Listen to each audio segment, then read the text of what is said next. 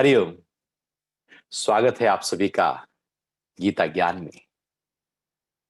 हम अध्याय 8 पर हैं और आज श्लोक है 18वें। भगवान कह रहे हैं कि दिन होने पर अव्यक्त से व्यक्त सृष्टि प्रकट होती है और रात होने पर समस्त सृष्टि अव्यक्त में लीन हो जाती है। यदि इसको बहुत ही मोटे रूप में देखा जाए तो जैसे हम सुबह उठते हैं, सुबह आँख खुली और हमने देखा, अरे ये घर है, ये परिवार है, ये बाहर पूरी प्रकृति है, पूरा व्यापार है, सब कुछ अपना एकदम जो भी कुछ था उससे पहले दिन वो सब हमारे सामने उपलब्ध हो जाता है। कोई दुख हो, कोई सुख हो, कुछ भी हो, कोई पद हो, प्रतिष्ठा हो, एकदम आँख खुलते ही हमें याद आ जाती है कि ये है। रात जब सो रहे होते हैं तो थोड़ी पता होता है कि आप स्त्री हैं, पुरुष हैं, आप ऊंचे पद पर हैं, आप अमीर हैं, आप गरीब हैं, आप गरीब से अमीर की तरफ जा रहे हैं। आप ऐसा कुछ रात को थोड़ी पता होता है। लेकिन जैसे ही आँख खुलती है, वो अंदर जो सब कुछ दबा हुआ था, वो उभर कर आ जाता है। तो जो अव्यक्त था, वो व्यक्त हो जाता है। तो सृष्टि जो हमारी जगत, हमारा जो संसार है, वो व्यक्त हो जाता है, था वो सूक्ष्म रूप में हमारे ही अंदर।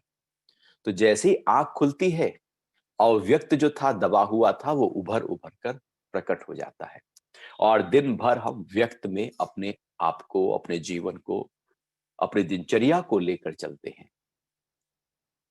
फिर आप मान लो दोपहर में थोड़ी देर के लिए आप पावर नैप लेने चले गए, आप सो गए। आप जैसे ही सोए, फिर जो था वो सब शांत हो गया। वो सब इकट्ठा होकर, कॉन्सन्ट्रेट होकर एकदम मन की गहराइयों में छुप गया। आप फिर 15 मिनट बाद आँख खुली, वो फिर सब प्रकट हो गया। तो हमारे मन में बिल्कुल सूक्ष्म रूप में ये जो अव्यक्त है, ये इकट्ठा हो जाता है और जैसे ही हम जाग खुलती है, हमारा इंद्रियों का संपर्क विषयों की तरफ जाता है, मन बाहर की तरफ, जगत की तरफ जाता है, वो सब फिर प्रकट होना शुरू हो जाता है। फिर रात को सोने जाते हैं, फिर वही सिलसिला।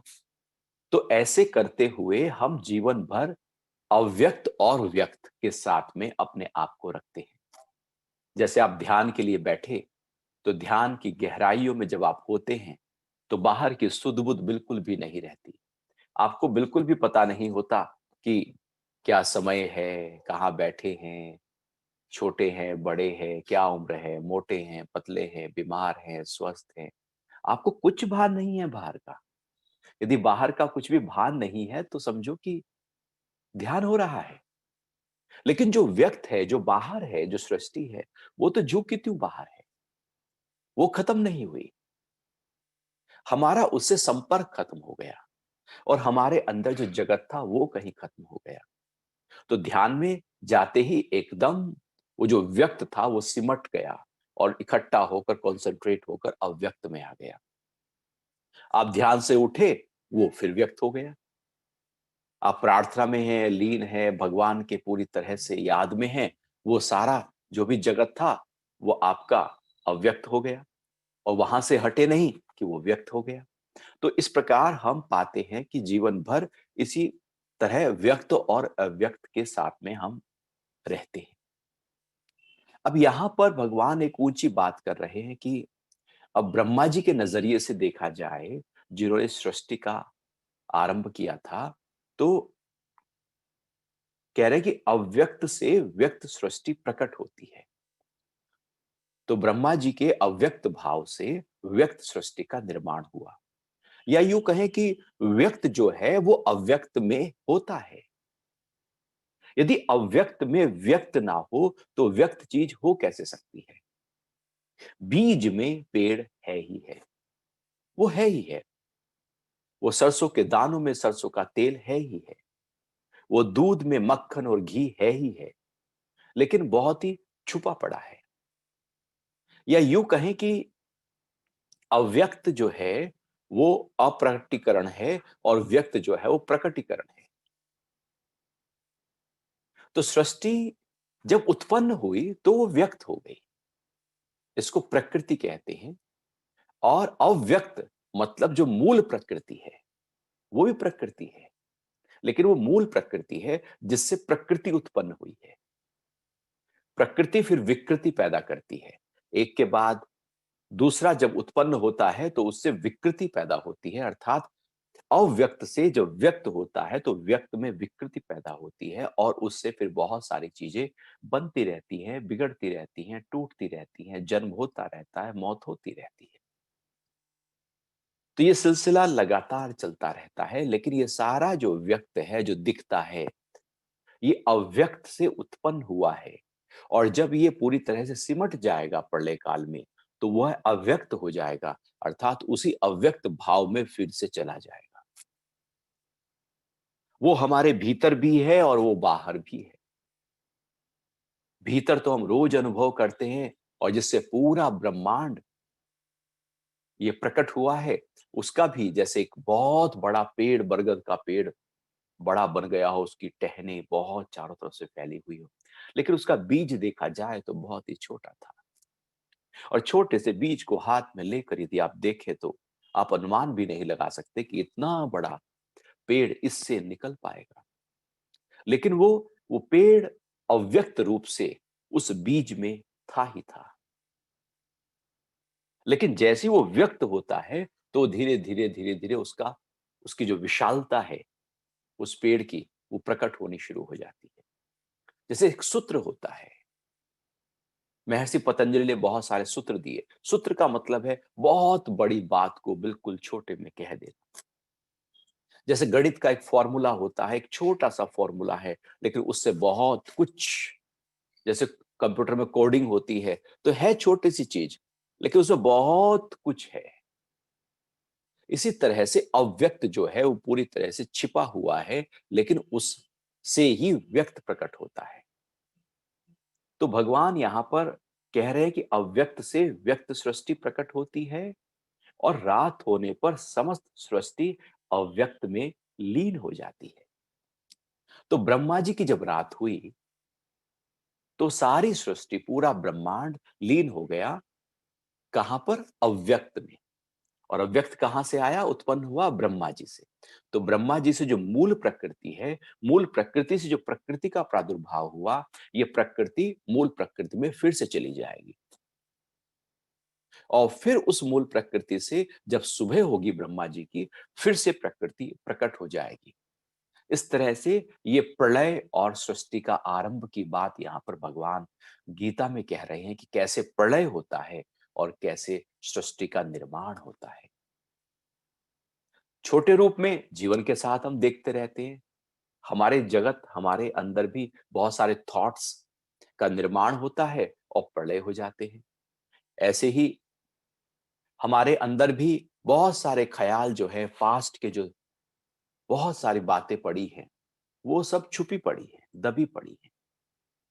कोई व्यक्ति है, उससे आपका झगड़ा हो गया था, बहुत झगड़ा था, अभी वो याद ही नहीं है क्योंकि 20 साल पहले हुआ था। मान लो वो व्यक्ति आपके सामने प्रकट हो जाए, तो आपको सारा झगड़ा याद आ जाएगा, सारा द्वेष, उसने क्या कहा, आपने क्या कहा, सब कुछ एकदम प्रकट होने लगेगा। आपको याद नहीं था। याद नहीं था इसका मतलब ये नहीं कि आपके अंदर वो पड़ा नहीं था। वो अव्यक्त रूप में पड़ा ही था, लेकिन जैसे ही कोई इस प्रकार की सिचुएशन सामने आई, जो अव्यक्त था वो व्यक्त होकर ऊपर उभर कर आ गया। ऐसे इस जन्म में जो भी कुछ हमारे साथ घटा है, वो सब जो याद नहीं है, वो सब अंदर है, हमारे चित्त की गहराइयों में पड़ा ही है। वो व्यक्त नहीं है, प्रकट नहीं है। तो हमारे साथ भी बहुत कुछ है जो अव्यक्त होकर, जो व्यक्त नहीं हुआ, जो प्रकट नहीं हुआ, वो है, लेकिन वो कभी भी प्रकट हो सकता है। और जो प्रकट है वो कभी भी अप्रकट हो सकता है। व्यक्त अव्यक्त में चला जाता है, अव्यक्त व्यक्त हो जाता है। तो इस प्रकार से ये दोनों आपस में, जैसे दिन रात हो जाती है, हम जागे हैं, नींद आ जाती है, नींद ले रहे थे तो फिर जाग जाते हैं। तो इसी प्रकार से जो सृष्टि का आरंभ है वो ब्रह्मा जी के दिन से शुरू हो जाता है, और सृष्टि का जो प्रलय है वो रात जब ब्रह्मा जी की होती है तो सृष्टि का प्रलय हो जाता है। ये 18वें श्लोक की चर्चा हम 8वें अध्याय से कर रहे हैं। आगे भगवान 19वें श्लोक में कहते हैं कि हे अर्जुन, वही यह भूत समुदाय प्रकृति के वश हुआ बारंबार जन्म लेकर रात्रि के आरंभ में लीन होता है और दिन के आरंभ काल में फिर उत्पन्न होता है। अब ये जो जीव है, जो भूत समुदाय, जो प्रकृति के वश में है, जो भी भूत प्रकृति के वश में है या जो प्रकृति में अटक गए, जिनकी आसक्ति पूरी तरह से प्रकृति, पदार्थ, व्यक्ति और जो भी कुछ जगत से है, वहां पर यदि हमारा अटैचमेंट है, वहां कोई इच्छा है, कोई वासना है, तो ये जन्म की प्रक्रिया लगातार चलती रहेगी जब तक हमने अपने आप को प्रकृति में अटकाया हुआ है। जन्म मरण खड़ा है, क्योंकि प्रकृति के हम वश में हो गए, प्रकृति ने हमें वश में कर लिया। क्योंकि हमने प्रकृति के प्रति आसक्ति दिखाई थी, वहां पर कुछ अहंकार किया था, कुछ मैं कहा था, कुछ मेरा कहा था, कुछ मेरे वाले कहा था, और वो मैं का विस्तार होने से प्रकृति के प्रति हम अटैच हो गए। अब जब प्रकृति से जुड़ गए तो प्रकृति तो पकड़ के रखेगी। जैसे किसी किसी से संबंध बना लो तो संबंध टूटता थोड़ी है, वो तो संबंध बना रहेगा, वो कम ज्यादा होता रहेगा लेकिन संबंध बना ही रहेगा। आप संबंध तोड़ भी दो तब भी टूटा हुआ संबंध भी याद रहेगा, क्योंकि अंदर तो कहीं ना कहीं चित्त की गहराइयों में रजिस्टर हो ही गया है। तो जैसे वो याद रह जाता है, व्यक्ति कई बार बहुत सारे घर बदल लेता है, किराए पर नए नए घर, लेकिन जो पहला घर था वो याद, ऐसा थोड़ी है कि भूल गया है, दूसरा घर भूल गया, वो सब पड़ा है अंदर। ऐसी प्रकृति भी, यदि प्रकृति के हम संपर्क में हैं और प्रकृति के प्रति हमने इच्छा और वासना अपनी रखी हुई है, आसक्ति हमने रखी हुई है, तो प्रकृति हमें पकड़ लिया। अब जैसी प्रकृति ने पकड़ा, ये जन्म मरण का सिलसिला शुरू हो गया। जो भूत समुदाय हैं वो प्रकृति के वश में होकर बार बार जन्म लेते रहते हैं। जन्म हुआ, मृत्यु हुई, फिर जन्म हुआ, क्योंकि चित्त में तो संस्कार पड़े हैं। जैसे हम कोई भी कर्म करते हैं, कर्म का एक फल होता है, फल हमारे चित्त में इकट्ठा हो जाता है। हमारे अंदर जो चित्त है वही समझो प्रकृति का एक अव्यक्त भाव है। वो अंदर है, छुपा हुआ है, उभरा नहीं, प्रकट नहीं हुआ, प्रकट हो सकता है, कभी भी उसका फल आ सकता है।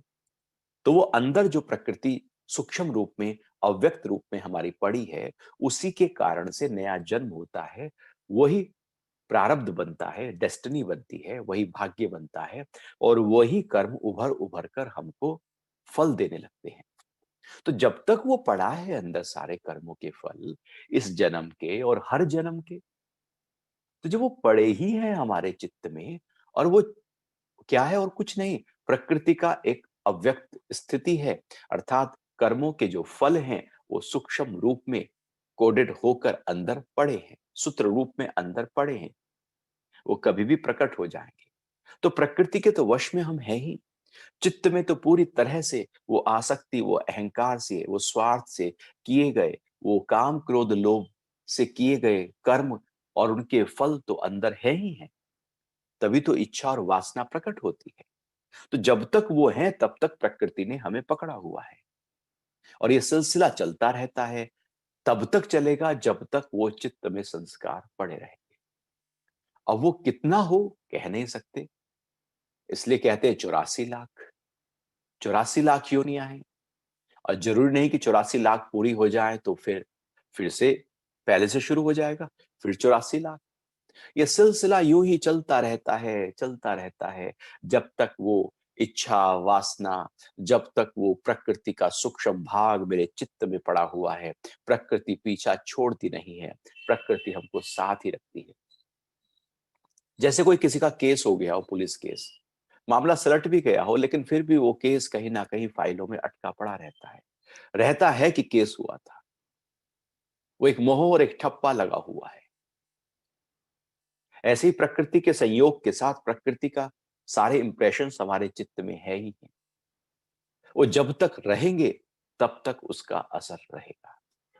प्रकृति पकड़ कर रखेगी और जन्म मरण चलता रहेगा। क्योंकि प्रकृति लगातार बह रही है, तो वो हमको भी, इस जीव को भी अपने साथ लगातार अनेक जन्मों में बहाती चली जाएगी।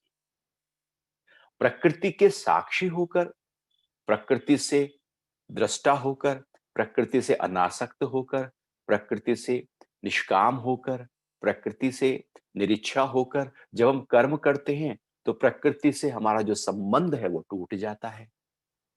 और जब वो संबंध टूट जाता है, तो वो जन्म मरण की जो प्रक्रिया है वो कहीं थम जाती है। लेकिन संबंध बना है, तो संबंध बना ही है। क्योंकि संबंध बना है तो सिलसिला चलता रहेगा। ये शरीर की उम्र पूरी हो जाएगी, नया शरीर आ जाएगा। उसकी पूरी हो जाएगी, नया शरीर आ जाएगा। नए शरीर आते रहेंगे, जाते रहेंगे। क्योंकि प्रकृति इस शरीर से तो ठीक है, क्योंकि शरीर प्रकृति से ही उत्पन्न हुआ है, लेकिन जो चित्त में पड़ा हुआ संस्कार है, उससे ज्यादा कनेक्ट है। वो चूंकि प्रकृति का ही एक फॉर्मूला हमारे अंदर फीड हो गया है, जिससे सब कुछ जन्म और मरण की प्रक्रिया लगातार चलती रहती है। तो जब तक वो खत्म ना हो जाए, शरीर बदलते रहेंगे, बदलते रहेंगे, बदलते रहेंगे, लेकिन वो ज्यों की त्यों रहेगी। वो चित्त रहने वाला है, शरीर बदलते रहेंगे। लेकिन यदि चित्त खत्म हो गया, चित्त में चेतनता आ गई, तो फिर शरीर के बनने की जो आधार था, जो बीज था, अब बीज ही नहीं रहा। अब वो अव्यक्त ही नहीं रहा, तो व्यक्त कैसे हो? अव्यक्त है तो व्यक्त होगा। अब अव्यक्त ही पूरी तरह से खत्म हो गया है अंदर, जो डीप में पड़ा था, जो सूक्ष्मता में पड़ी हुई थी चीजें, तो बात खत्म हो गई। जैसे मान लो आप किसी चीज को कोई याद करो, और वो जब भी याद करोगे वो याद आ जाएगी, फिर याद करोगे फिर याद आ जाएगी। घर बनाना है, याद करो वो याद आ जाएगा। और वो घर बनाने का भाव ही हटा दो एकदम, तो वो याद ही नहीं आएगा, क्योंकि आप उससे उठ चुके हो। तो यदि वो अंदर पड़ा है तो उभर उभर कर आएगा, और यदि आपने वहां से अपने आप को हटा दिया है तो वो उभर कर नहीं आएगा। तो उभर कर आने की प्रक्रिया ही प्रकृति में बंधे रहने की प्रक्रिया है, और वहां से अपने आप को हटा लेने की प्रक्रिया ही परम दिव्य पुरुष, जिसको भगवान कहते थे, उसके साथ एकाकार हो जाने की, युक्त हो जाने की प्रक्रिया है। तो वही यह भूत समुदाय प्रकृति के वश में हुआ, बारंबार जन्म लेकर रात्रि के आरंभ काल में लीन होता है। जन्म हुआ और चलता रहेगा सिलसिला, जन्म होता रहेगा, जन्म होता रहेगा, मरते रहेंगे, जन्म होता रहेगा। सृष्टि जब तक है तब तक ये प्रक्रिया चलती रहेगी। और जब सृष्टि का प्रलय हुआ, तो बीज रूप में, वो जो जीव रूप में, वो जो सारे संस्कार हैं, वो इकट्ठा होकर, इकट्ठा है, खत्म नहीं हुए। जब फिर से सृष्टि आरंभ होगी, फिर से वही जीव जो अव्यक्त था वो प्रकट हो जाएगा, और फिर से वही सिलसिला, वो 84 का सिलसिला चलने लगेगा। तो रात्रि में वो सब लीन हो जाते हैं, और सुबह होते ही सारे जीव फिर से प्रकट हो जाते हैं। क्योंकि प्रकृति अव्यक्त हुई तो जीव भी अव्यक्त हो गए, प्रकृति प्रकट हुई तो जीव भी किसी ना किसी शरीर के रूप में प्रकट हो गए। तो वो ऐसे ही, प्रकृति यदि प्रकट है तो 84 लाख की प्रक्रिया लगातार चल रही है। प्रकृति अव्यक्त हो गई, सो गई, प्रलय हो गया, लीन हो गई, तो जीव भी पूरी तरह से एक एनर्जी के फॉर्म में इकट्ठा होकर, सारे संस्कार, सारे इंप्रेशंस वो इकट्ठा हो जाते हैं, और वो भी इंतजार में रहते हैं, सुबह होगी फिर वो प्रकट हो जाएंगे। या यूं कहें कि जैसे ही प्रकृति प्रकट होती है, फिर वो प्रकट हो जाते हैं। फिर भगवान आगे 8वें अध्याय के 20वें श्लोक में कह रहे हैं कि परंतु निश्चित रूप से इस अव्यक्त से भी परे एक और सनातन अव्यक्त भाव है, जो सब भूतों के नष्ट होने पर भी नष्ट नहीं होता। अब ये जो अभी तक व्यक्त और अव्यक्त की बात की थी, अव्यक्त का मतलब है प्रकृति का आधार अर्थात मूल प्रकृति। अव्यक्त भाव और सनातन पद का मतलब है वो जो परम तत्व है, वो जो आत्म तत्व है। अब भगवान ने उसकी बात की, कह रहे हैं निश्चित रूप से इस अव्यक्त से भी परे, ये जो अव्यक्त है अर्थात चित्त है, चित्त में पड़े हुए जो संस्कार हैं, जो बिल्कुल अव्यक्त, अभी पता ही नहीं है कब कौन से कर्म का फल उभर कर आ जाए। अभी आप बहुत हंसी खुशी से उल्लास के साथ में जीवन को जी रहे थे, अचानक कुछ ऐसा घट जाता है कि सब कुछ दुख में बदल गया। कहां से घटा वो? अव्यक्त था, व्यक्त हो गया। अचानक सारा दुख था जीवन में, कुछ ऐसा प्रकट हो गया कि वाह वाह हो गई। कहां से घट गया? अव्यक्त था, व्यक्त हो गया। तो चित्त में पड़ा था, उभर कर आ गया। लेकिन भगवान कह रहे इतना ही नहीं है, यहीं तक बात खत्म नहीं हो जाती। अभी जो चित्त है व्यक्ति के अंदर, इससे भी परे एक और है, एक आत्म तत्व है। वो अव्यक्त से भी परे एक सनातन अव्यक्त भाव है। वो भाव है, सनातन है। सनातन का मतलब है जो चला आ रहा है। जब से मानव सभ्यता, जब से सृष्टि की प्रक्रिया हुई, वो चला आ रहा है। इसलिए हमारे यहाँ हमारा धर्म सनातन धर्म कहलाता है, चला आ रहा है। तो सनातन अव्यक्त भाव अर्थात जो निरंतरता से चला आ रहा है, भूत नष्ट हो जाएंगे, व्यक्ति मर जाएगा, नया जन्म होगा, फिर मरेगा, फिर नया जन्म होगा। 84 लाख में यदि हम घूम भी गए हैं, तो भी हमारे साथ कुछ चीज ऐसी चल रही है जिसमें रत्ती भर भी परिवर्तन आया ही नहीं, जो नहीं बदला, जो नष्ट नहीं हुआ, जिसमें जरा सा भी परिवर्तन नहीं आया, वो हमारी कॉन्शियसनेस है, वो हमारी चेतना है। जब हम जन्म लेते हैं तो उस समय जो अव्यक्त सनातन भाव है हमारा, और जब जवान होते हैं, प्रौढ़ होते हैं, बूढ़े होते हैं, या मृत्यु की तरफ जा रहे होते हैं, या मौत आ गई है, मर गए हैं, उस भाव में कोई अंतर नहीं आता। वो जो सनातन अव्यक्त भाव है, वो ज्यों का त्यों रहता है। वो चींटी में भी वही है तो हाथी में भी वही है, वो भिखारी में भी वही है तो साहूकार में भी वही है, वो इस धर्म वाले में भी वही है तो उस धर्म वाले में भी वही है, वो स्त्री में भी वही है तो पुरुष में भी वही है। वो सनातन परम पद सभी प्राणियों में एक जैसा ज्यों का त्यों बना रहता है। शरीर के ऊपर दुख का पहाड़ भी टूट जाए, उस पर रत्ती भर भी फर्क नहीं पड़ता। जैसे धरती पर भूकंप आ जाए, तूफान आ जाए, सुनामी आ जाए, कोरोना वायरस फैल जाए, आकाश पर उसका कोई फर्क होता ही नहीं है। आकाश ज्यों का त्यों खड़ा है। प्रलय भी हो जाए धरती पर, आकाश ज्यों का त्यों खड़ा है। या बहुत हर्षोल्लास हो जाए धरती पर, आकाश ज्यों का त्यों खड़ा है। होली हो या दिवाली, मातम हो, आकाश पर कोई फर्क नहीं पड़ता। ऐसे ही हमारे अंदर भी एक ऐसी स्थिति है, एक ऐसा भाव है जिस पर शरीर कि सारे क्रियाकलापों का कोई फर्क नहीं पड़ता। आप खा रहे हैं, वो ज्यों का त्यों खड़ा है। आप चल रहे हैं, एक ऐसा है जो नहीं चल रहा। आप सो रहे हैं, कोई ऐसा है जो नहीं सो रहा। आप बोल रहे हैं, कोई ऐसा है जो पूरी तरह से मौन में है। आप आप अपशब्द कह रहे हैं, कोई ऐसा है जो उसके भी साक्षी है। आप जो कर रहे हैं, वो सबका साक्षी है। आप वाचाल हो, बहुत ज्यादा बोलते हो, या बिल्कुल ना बोलते हो, दोनों ही अवस्थाओं में वो ज्यों का त्यों खड़ा है। वो जो ज्यों का त्यों खड़ा है, उसको अनुभव करना ही आध्यात्मिकता है। क्योंकि वो अव्यक्त से परे है, मूल प्रकृति से परे है, वो चित्त से परे है, और वो हमारे साथ है ही है। और या यूं कहें कि वो ही मैं हूं। ये व्यक्त और अव्यक्त मैं नहीं। ये तो मेरा आसक्ति और अहंकार के कारण से मैं इसमें उलझ गया, इसमें फंस गया।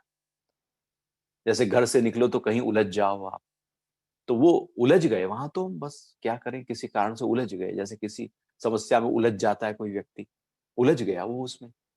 और वो जब तक उलझा है, वो उलझा है। जब तक उसका समाधान ना निकले तो उलझा ही रहेगा। सालों साल लोग समस्याओं में उलझे रहते हैं। कई कई साल व्यक्तियों के मुकदमे चलते रहते हैं और वो समस्याओं में उलझे बने रहते हैं। ऐसे ही तो होता है, कई बार ऐसे ही होता है कि वो केस की सुनवाई हुई और उसका रिजल्ट आ गया, पता लगा बाबा ने केस किया था और पोते के पास में उसका रिजल्ट आया है। तो सालों साल चल रहा है। तो समस्याएं सालों साल चलती रहती हैं। ऐसे ही उलझन सालों साल चलती रहती है। प्रकृति में भी अव्यक्त और व्यक्त के चक्कर में हम न जाने कब तक उलझे हुए थे। लेकिन वो बाहर जो उलझे थे, ऐसा नहीं कि वो बाहर ही सब कुछ है, हमारा एक घर भी है।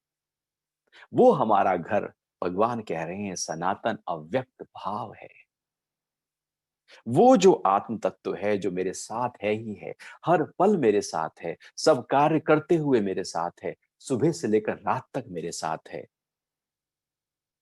हम उसके साथ हैं या नहीं? वो तो साथ है, वो तो साक्षी है, वो तो हाजिर नाजिर है, वो तो दृष्टा है। उसमें कोई हलचल नहीं। वो तो चोर में भी वही, तो सिपाही में भी वही। वो चांडाल में भी वही, तो उस बकरे में भी वही। उसमें कोई अंतर नहीं, उस सनातन पद में कोई अंतर नहीं है। लेकिन हमने उस पद को पकड़ा है या उस पद को पकड़ा जो जाने वाला है। तो जो अव्यक्त भाव है, भगवान कह रहे हैं जो सब भूतों के नष्ट होने पर भी नष्ट नहीं होता, उसका नाश नहीं होता।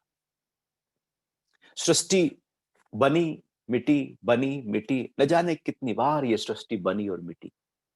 पूरे ब्रह्मांड में न जाने कहां कहां सृष्टि किस किस रूप में बन रही है, मिट रही है। धरती पे भी जो हमें सृष्टि दिखती है, इसके अलावा भी न जाने कितनी असीम सृष्टियां हैं, हमें पता ही नहीं है। हजारों लाखों करोड़ों सृष्टियां हैं। आप जिस कमरे में हैं उसी कमरे में बहुत सारी सृष्टियां हैं जो हमें दिख ही नहीं रही हैं। हम तो केवल एक सृष्टि में जी रहे हैं। सूक्ष्म स्तर पर बहुत सारी सृष्टियां है ही हैं।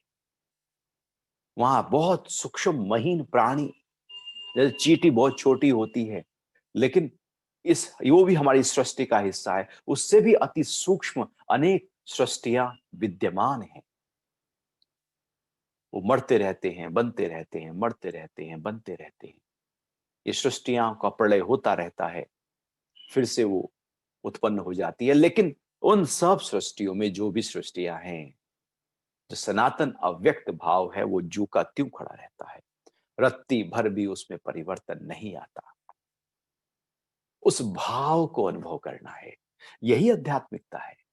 हमारे सारे वेद, उपनिषद, सारे दर्शन, श्रीमद् भगवद गीता, सारे आध्यात्मिक ग्रंथ, चाहे वो अष्टावक्र हो या ब्रह्म सूत्र या योग सूत्र, वो केवल इसी सनातन अव्यक्त भाव तक हमें पहुंचाने के लिए है। कैसे हम वहां पहुंच जाए जहां हम हैं। हम भटक गए हैं कहीं बाहर। जो बिछुड़े हैं प्यारे से, भटकते दर बदर फिरते, हमारा यार है हम में, मन को होशियारी क्या। कबीर कहते हैं जो उससे भटक गए हैं, वो जो बिछुड़ गए हैं, वो भटक रहे हैं। हमारा यार, हमारा जो सनातन अव्यक्त भाव है, जो परम दिव्य पुरुष है, जो परम तत्व है, जो आत्म तत्व है, वो हमारे ही साथ बह रहा है। हमने मुंह मोड़ लिया है, दूसरी तरफ देख रहे हैं। जब मुंह ही मोड़ के खड़े हैं, तो बिल्कुल साथ होते हुए भी चीज हमें दिखाई नहीं देगी, बिल्कुल पीछे ही थी, मुंह मोड़े खड़े हैं। हमने मुंह मोड़ लिया है बाहर की तरफ, हमने मुंह मोड़ लिया है प्रकृति की तरफ, हम दौड़ रहे हैं प्रकृति की तरफ। लेकिन सनातन अव्यक्त भाव तो कहीं भीतर की गहराइयों में बह रहा है।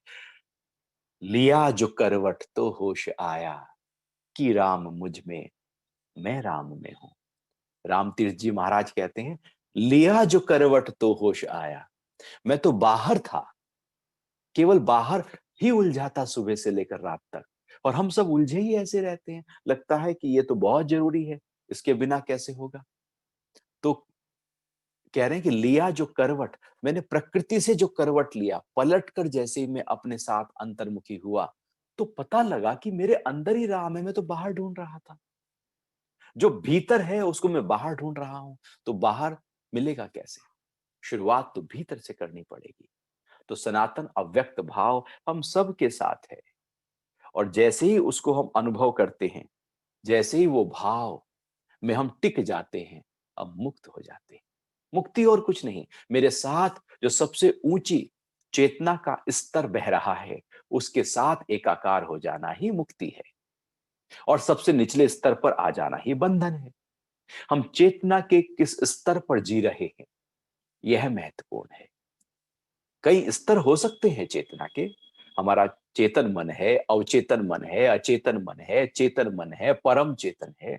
हम कहां पर अपने आप को जी रहे हैं, तो वो महत्वपूर्ण हो जाता है। यहां पर सबसे ऊंची अवस्था को कैसे पाले, उसकी बात हो रही है। फिर आगे भगवान 8वें अध्याय के 21वें श्लोक में कहते हैं कि जो अव्यक्त अक्षर कहा गया है, उसी को परम गति कहते हैं, जिसे प्राप्त होकर फिर वापस नहीं आते। वही मेरा परम धाम है। भगवान का परम धाम क्या है? किसे कहेंगे? वो बैकुंठ, जहां पर वो भगवान, वो परम तत्व विराजमान है। भगवान कह रहे हैं कि जो अव्यक्त अक्षर कहा गया है, वो जिस अव्यक्त, वो जो सनातन अव्यक्त भाव की बात कर रहे हैं, वो अक्षर है। उसका क्षय नहीं होता, नष्ट नहीं होता, परिवर्तित नहीं होता, रत्ती भर भी रद्दो बदल उस पे आता नहीं। वो जू का त्यों है। वो अव्यक्त प्रकृति से, मूल प्रकृति से भी अति परे है। वो जो अव्यक्त अक्षर है, अव्यक्त जो प्रकृति है उसमें तो परिवर्तन है, लेकिन जो अव्यक्त भाव है उसमें नहीं है। वो अक्षर है। अव्यक्त प्रकृति से तो व्यक्त प्रकृति प्रकट होती है, लेकिन अव्यक्त अक्षर से कुछ प्रकट नहीं होता। वो तो अपने आप में लगातार निरंतर रहने वाला एक भाव है, जो महा अकर्ता है। उसी को परम गति कहते हैं। परम गति जो जब हम जन्म और मरण में रहते हैं, वही दुर्गति है। दुर्गति और कुछ नहीं।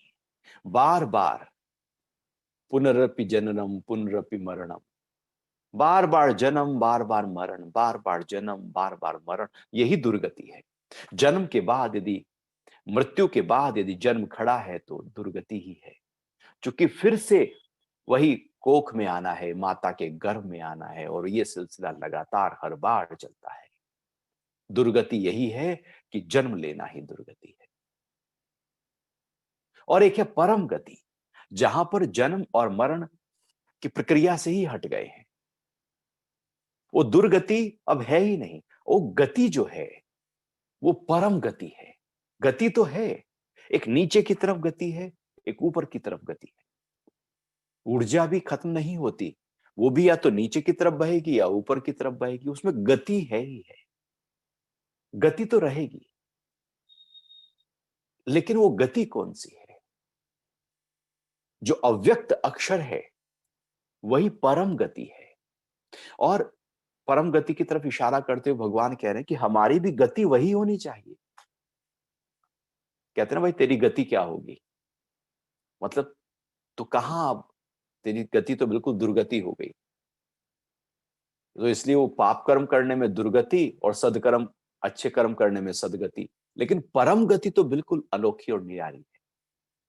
हमारी सारी यात्रा, हमारी सारी कोशिश, हमारा सारा जीवन की प्रक्रिया उस परम गति को पा लेने के लिए हो।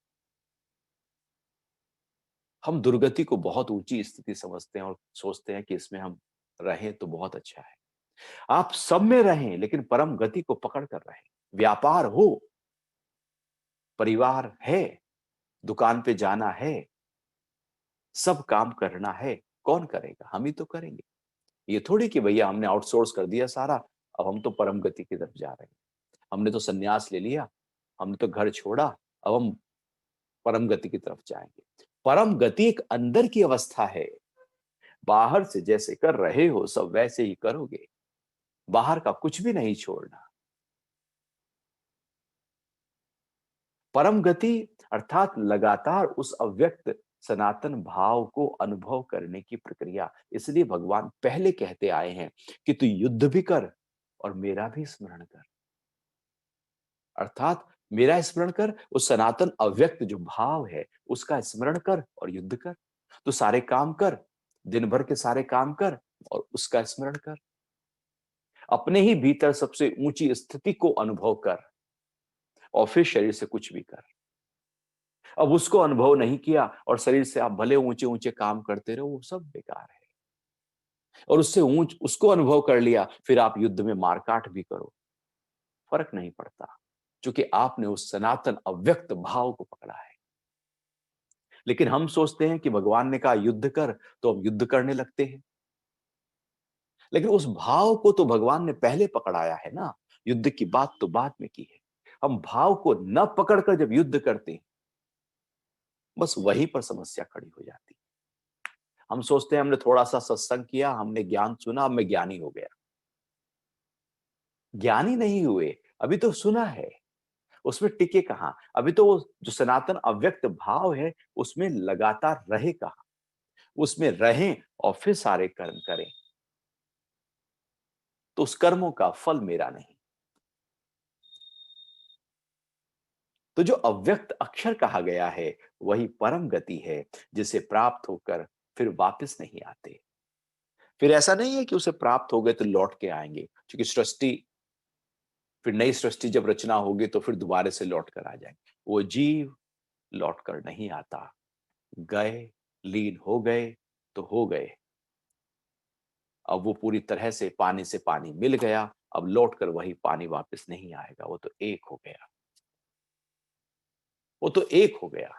हाँ, नमक और पानी यदि मिला है तो किसी ना किसी तरीके से उसको अलग किया जा सकता है। दो और दो जोड़े हैं तो उसको अलग किया जा सकता है। एक और एक जुड़ा है तो अलग किया जा सकता है। लेकिन यदि वो ही मैं था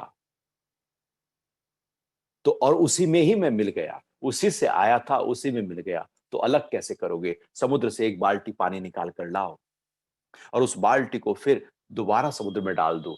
अब आप चाहो कि वही बाल्टी पानी उतना ही, वही जो पहले बाल्टी भरी थी वो भर लूं, तो वो हो नहीं सकता, क्योंकि वो तो मिल गया तो मिल गया। अब वो वापस वही बाल्टी पानी भरकर आप ला नहीं सकते। भगवान वही कह रहे हैं, लौट कर आ नहीं सकते, क्योंकि वो अपने ही भाव में पूरी तरह से लीन हो गया, परम पद को प्राप्त हो गया। वही मेरा परम धाम है। परम धाम, जहां परमात्मा रहे वही परम धाम है। हमारे भीतर वो जो परम तत्व है, हमारे भीतर भी परम धाम है, कहीं बाहर नहीं। वो कहीं अलग से नहीं, वो कहीं ऐसा नहीं कि कोई स्थान है जो सूरज के पीछे ब्रह्मांड के किसी कोने में कहीं पर है। जैसे हम स्वर्ग को कहते हैं कि कहीं पर स्वर्ग है, अप्सराएं हैं, इंद्र है, कहीं पर नरक है, वो सब अंदर है। वो सब मेरे साथ चलता है। दुखी नरक है, सुखी स्वर्ग है, और वो परम आनंद परम स्थिति ही परम धाम है। तो आत्मा जब उस स्थिति को अनुभव कर रही होती है तो भगवान कह रहे हैं वही परम धाम है। तो ऐसा नहीं कि मृत्यु के बाद ही हम परम धाम को प्राप्त हो सकते हैं। यदि जीते जी प्राप्त नहीं तो मृत्यु के बाद प्राप्त कैसे हो सकते हैं? यदि जीते जी ही उस परम धाम को प्राप्त है तो शरीर जब पूरा होगा तो उसी परम धाम को ही हम प्राप्त है। शरीर बीच में छूट जाएगा, हम उसी परम धाम में ही हैं। वो परम धाम में लगातार प्रक्रिया चलती रहेगी। आप रोज ध्यान में हैं, रोज साधना में हैं, रोज प्रार्थना में हैं, रोज उसी की याद में हैं, वो याद चलती रहेगी। शरीर छूट जाएगा, आप परम धाम को, पहले भी उसी में थे और बाद में भी उसी परम धाम में ही रहेंगे। भगवान कह रहे हैं वही मेरा परम धाम है।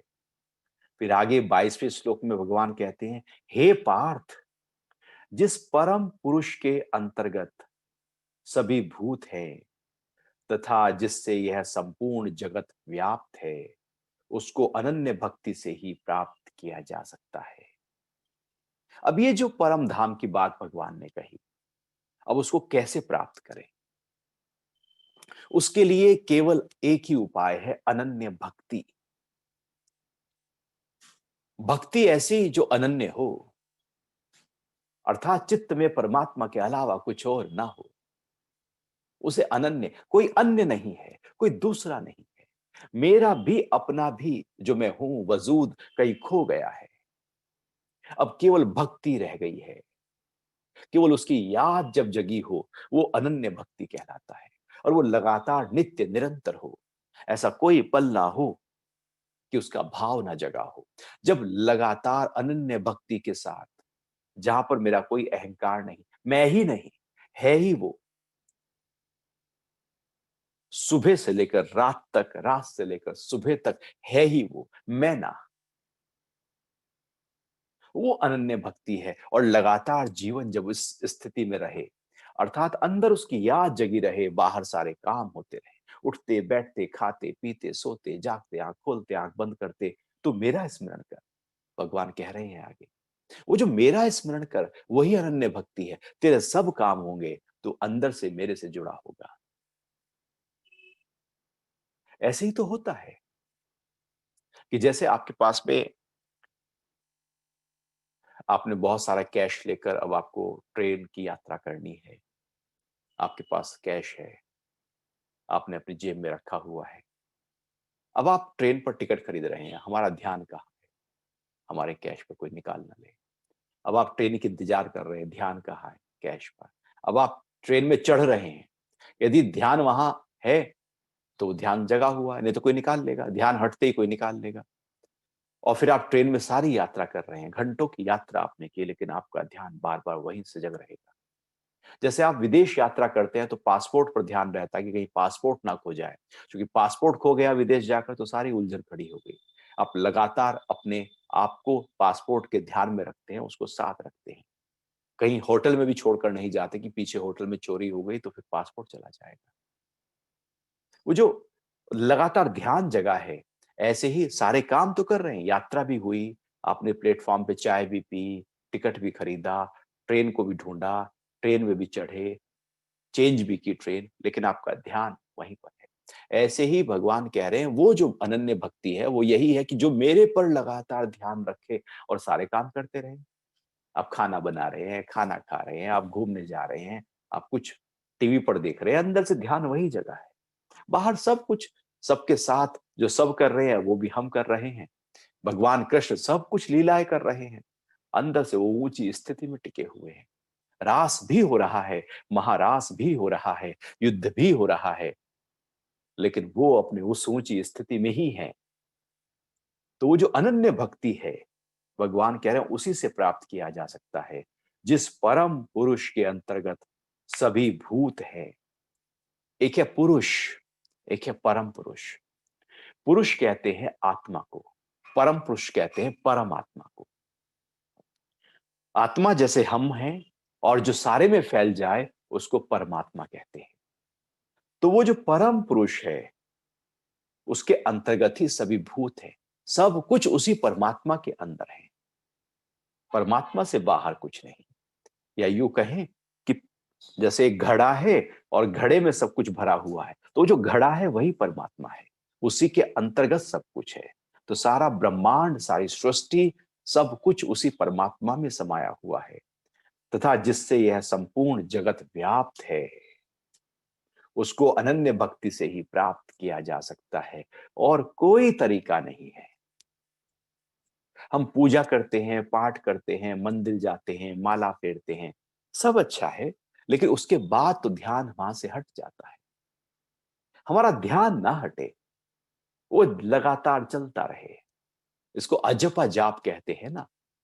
जो जाप किया जाता है वो छूट जाएगा, भूल जाएंगे, मन भाग जाएगा। एक है अजपा जाप, जो जाप किया ना जाए बल्कि जाप हो रहा है। और जो जाप हो रहा है, हम उस पर अपने आप को, मन को टिकाए हुए हैं। जैसे श्वासो श्वासा दी माला नाल सिमरा में तेरा नाम। नानक कहते हैं कि हर श्वास में तेरा नाम मैं सिमर रहा हूं, या हर श्वास तेरा नाम सिमर रहा है।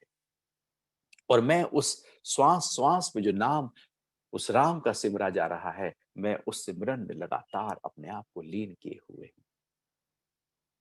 श्वास तो लगातार बह रही है, ऐसे ही वो अव्यक्त सनातन पद भी लगातार है ही है।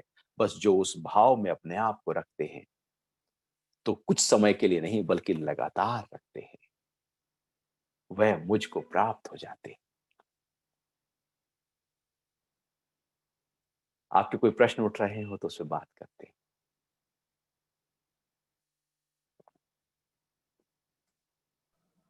नमस्कार सुरक्षित जी। हरिओम। हमारे सभी दर्शकों का बहुत बहुत स्वागत है। सबसे पहले सवाल मनीषा जी का आया है। सुरक्षित जी, उन्होंने पूछा है, गुरु जी ध्यान में बैठे हुए मन में बहुत से नकारात्मक ख्याल आते हैं, इसका कोई समाधान बताइए। ध्यान में बैठे हुए यदि नकारात्मक ख्याल आते हैं, तो वो इसलिए तो आते हैं, जब आप ध्यान नहीं करते तो मन में नेगेटिविटी है ही है। नेगेटिविटी यदि दिन में है तो ध्यान में तो वही आएगी। यदि दिन में आप जागे हुए किसी उलझन में हैं, तो रात को नींद में भी वही उलझन आएगी। ध्यान बहुत ही आराम से हो जाए, उसके लिए कोशिश यह करनी है कि अपनी दिनचर्या को थोड़ा सजाना है, उसको संवारना है, उसको शांत करना है, उसको सरल करना है, उसको सहज करना है, समाधान में आना है, हल्के होना है, तनाव मुक्त होना है।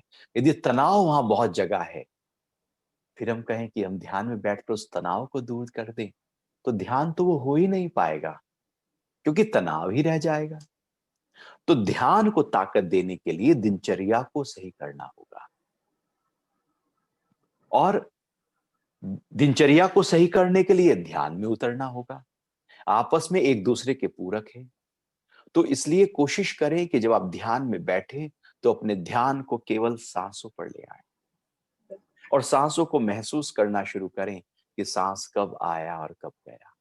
धीरे से श्वास नासिका के अंदर जाएगा, वो धीरे से शरीर के अंदर जाएगा, और वहां से घूमता हुआ फिर वो वापस लौट कर नासिका से बाहर आएगा, बाहर से फिर घूमेगा और फिर वो अंदर जाएगा। इस प्रकार से ये श्वास का एक सिलसिला लगातार चलता रहता है, लगातार चलता ही रहता है। ये पटरी एक ही है, श्वास उस पर दौड़ते रहते हैं।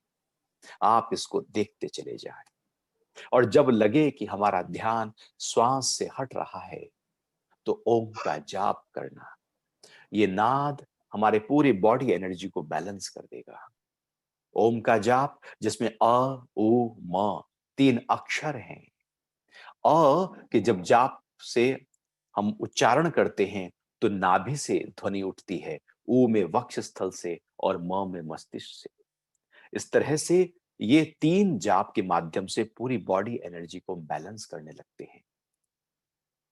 इसमें हम पूरा श्वास भरते हैं और पूरा मुंह खोलते हैं, और एक आवाज निकालते हैं।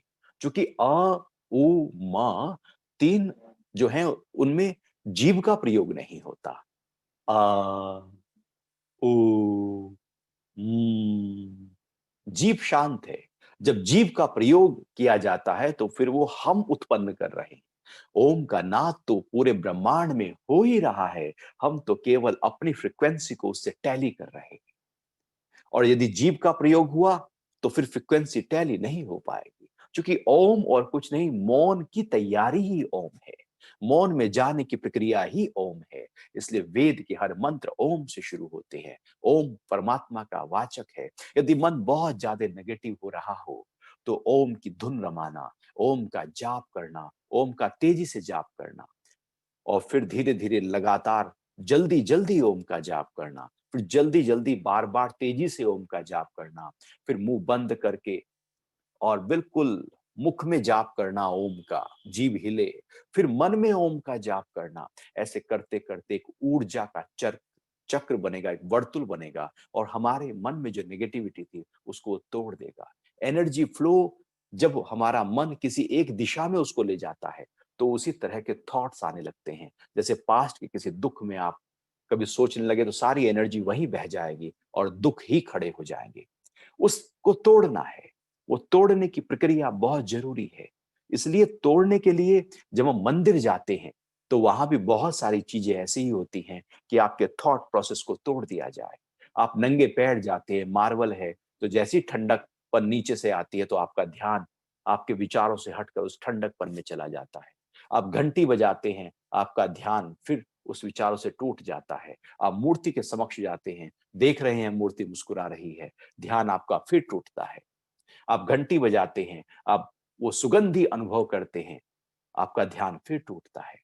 फिर आप प्रसाद लेते हैं, ध्यान फिर टूटता है। ये पूरी प्रक्रियाएं हमारे मन में लगातार चल रहे ख्यालों को तोड़ देने के लिए होती हैं।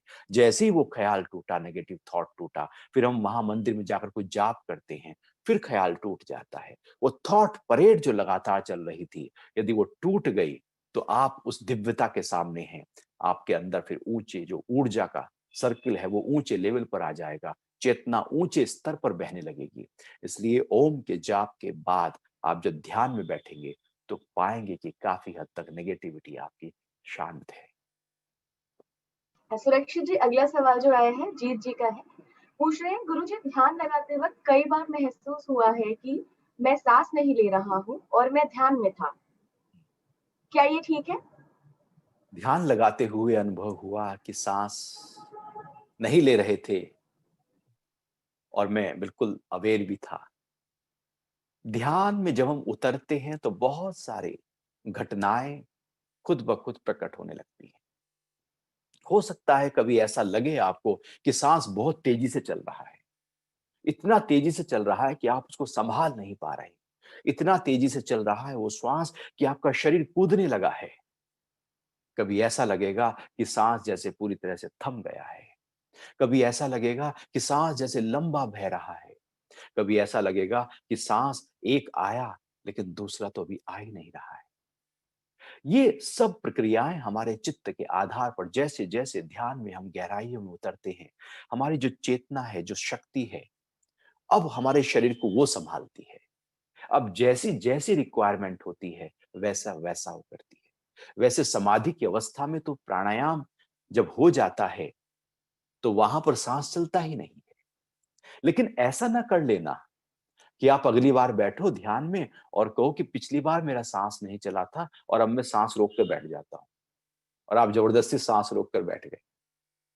तो ध्यान में जब आपका सांस रुका था तो आपने रोका नहीं, अभी आप रोक रहे हैं। सांस को रोकना नहीं है, आप कुछ ना करें, जो हो वो स्वतः हो। चाहे वो तेजी से चले, तो जब कुंडलिनी शक्ति की साधना होती है, चक्र साधना होती है, मंत्र जाप होता है, तो तेजी से श्वास चलता है, शरीर में बहुत सारी क्रियाएं वो शक्ति करा देती है, बहुत सारी गति होने लगती है, और कभी बिल्कुल शिथिल और एकदम बेहोश हो जाता है शरीर।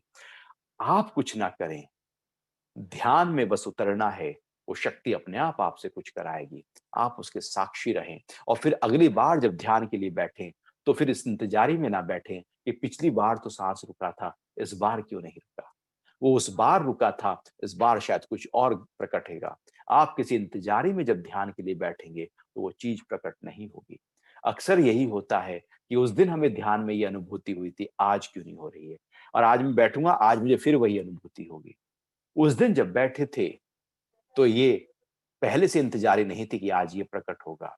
जब आप पूरी तरह से शांत होते हैं, तभी अंदर से कुछ प्रकट होता है, अन्यथा अंदर से कुछ प्रकट नहीं होगा। तो ठीक है, सांस रुका ठीक है, कभी तेज चले तो भी ठीक है, बहुत सारी अनुभूतियां होंगी, समझो कि यात्रा ठीक हो रही है, आप बढ़ते चले जाओ। अगला सवाल सुरक्षित जी है, अतुल जी का। पूछ रहे हैं, एक कपटी और स्वार्थी इंसान को उसी के तरीके से समझाना, क्या ये भी पाप कर्म में कहा जाएगा? एक कपटी और दुराचारी व्यक्ति को उसी भाषा में समझाना पाप कर्म है क्या? पहली बात तो यह है कि हमारे अंदर क्या चल रहा है, कहीं हम भी तो कपटी नहीं? यदि हम भी कपटी हैं तो फिर पाप ही है। हम दुराचारी तो नहीं, और हम कह रहे हैं कि वो दुराचारी है, मैं नहीं। यदि आप उस ऊंचे भाव में टिके हैं, तो पाप कर्म नहीं है। फिर उसकी भाषा में ही उसको समझाएंगे।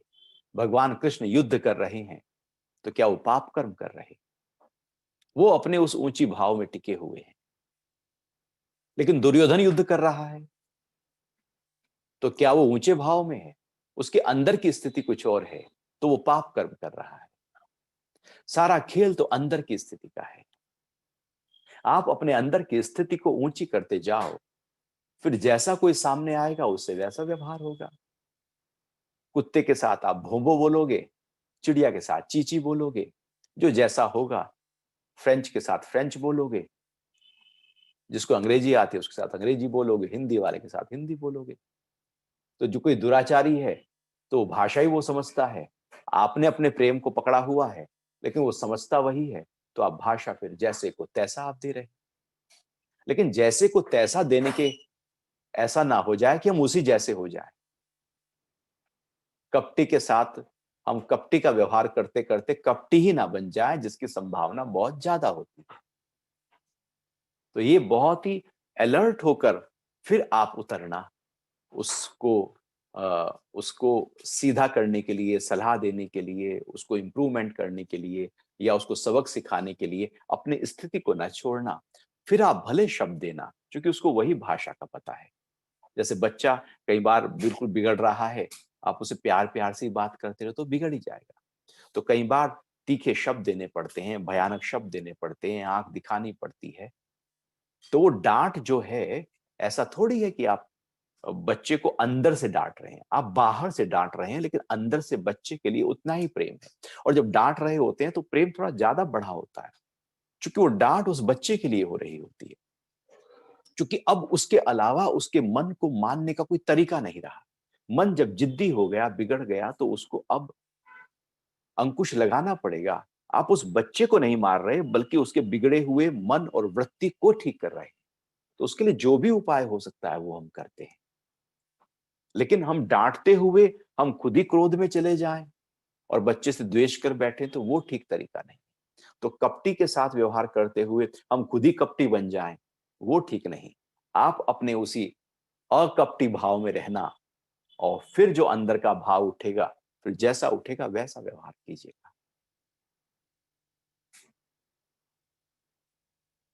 जी।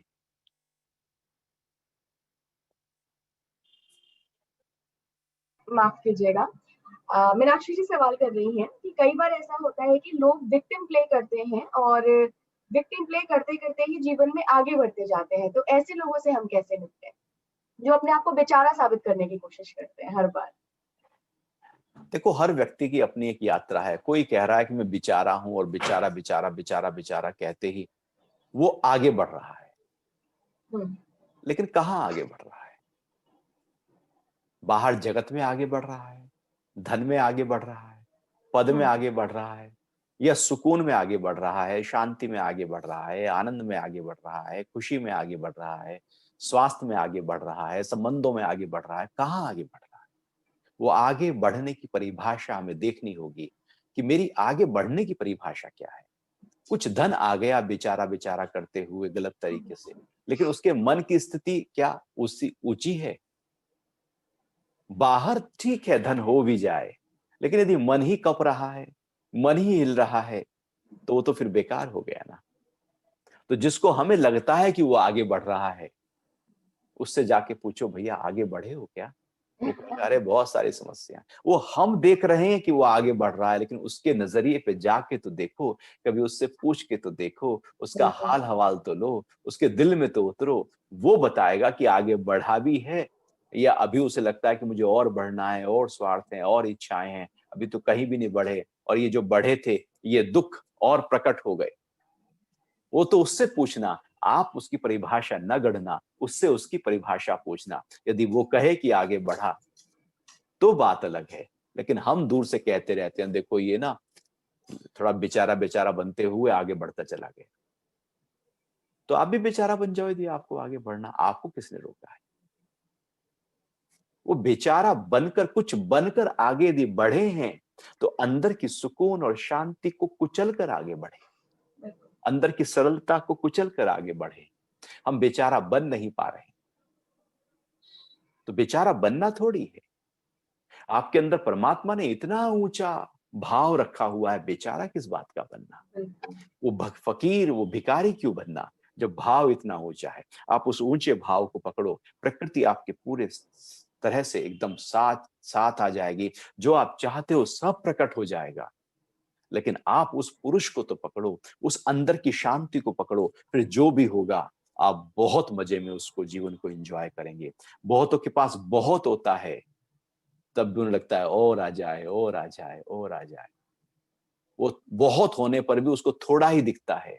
और कुछ लोग ऐसे होते हैं जिनके पास बहुत थोड़ा होता है, उन्हें लगता है बहुत दिया है परमात्मा ने। तो बाहर कितना है, कम है, ज्यादा है, वो महत्वपूर्ण नहीं, अंदर की स्थिति कैसी है वो महत्वपूर्ण है। मेरे अंदर यदि हलचल नहीं है, शांत है, यदि पूरी तरह से सुकून आ जाए, संतोष आ जाए, तो थोड़ा भी बहुत दिखाई देता है, और संतोष ना आए तो बहुत भी थोड़ा दिखाई देता है। बात वस्तुओं की या पदार्थों की नहीं है, बात तो अंदर के सुकून, शांति और संतोष की है। उस भाव को आप पकड़ना, आप दूसरे को ना देखो, उसकी अपनी कर्म कहानी है। लोग तो कुछ ना कुछ करेंगे, कोई बेचारा बन के करेगा, कोई क्रोध में करेगा, कोई दुराचार होकर करेगा, कोई रिश्वत लेकर करेगा, कुछ ना कुछ तो वो रास्ता निकालेगा अपना आगे बढ़ने का। लेकिन वो दिख रहा है कि आगे बढ़ रहा है, लेकिन वो बढ़ कहीं नहीं रहा।